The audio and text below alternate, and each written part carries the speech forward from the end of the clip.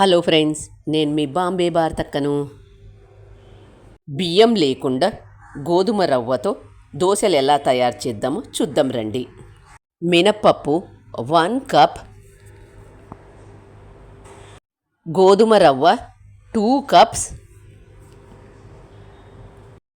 మినప్పప్పు 1 కప్పు తీసుకొని, గోధుమ రవ్వ 2 కప్పులు తీసుకొని వీటిని ఒకసారి శుభ్రంగా వాష్ చేసుకుందాం.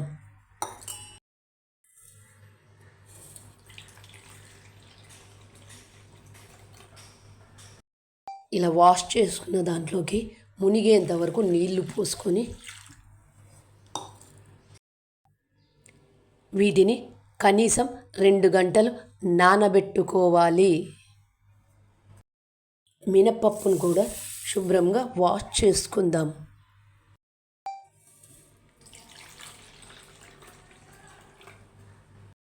వాష్ చేసుకున్న మినపప్పులోకి మునిగేంత వరకు నీళ్లు పోసుకొని వీటిని కూడా 2 గంటలు నానబెట్టుకుందాం. 2 గంటల తర్వాత మినపప్పులో ఉండే నీళ్ళన్నీ వంపేసుకొని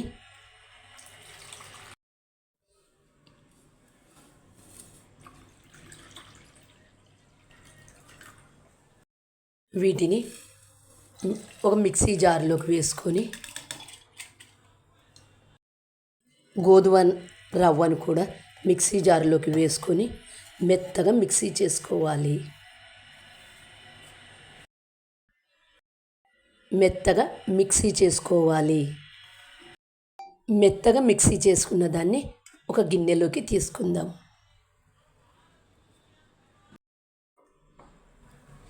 ఉప్పు వేసుకొని పిండినంతా ఒకసారి చేతితో బాగా కలుపుకొని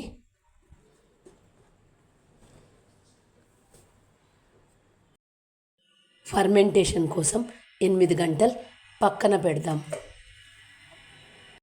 చూడండి, 8 గంటల తర్వాత పిండి ఎంత బాగా పొంగిందో చూడండి.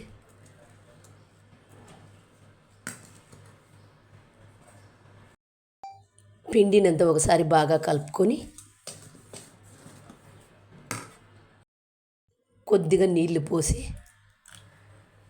పిండిని మరొకసారి బాగా కలుపుకోవాలి. గ్యాస్ ఆన్ చేసుకొని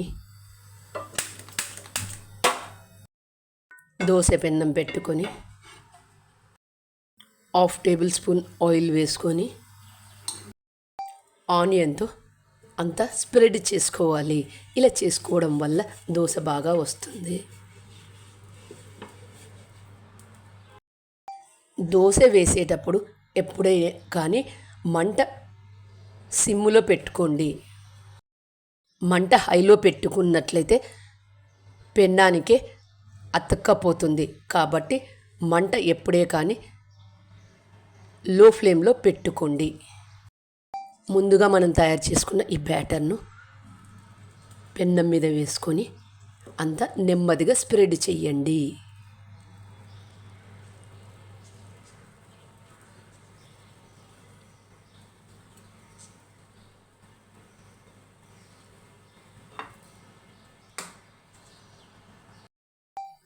మంట మీడియం హీట్లో పెట్టుకొని పెన్నాన్ని అన్ని వైపులా తిప్పుతూ దోశను బాగా కాల్చుకోండి.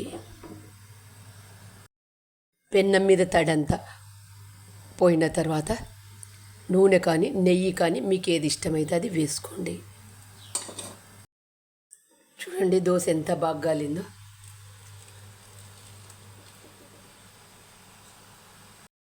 చూడండి ఎంత బాగా వచ్చిందో దోశ. మరొకటి వేసి చూపిస్తాను చూడండి.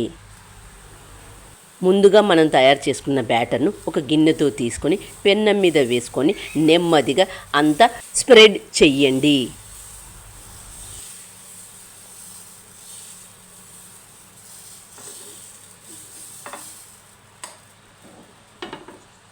నెయ్యి కానీ నూనె కానీ మీకు ఏది ఇష్టమైతే అది వేసుకోండి.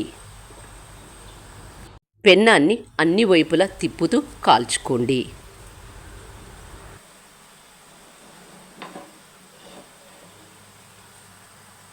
దోశ చూడండి ఎంత బాగొచ్చిందో, ఎంత క్రిస్పీగా ఎంత బాగొచ్చిందో.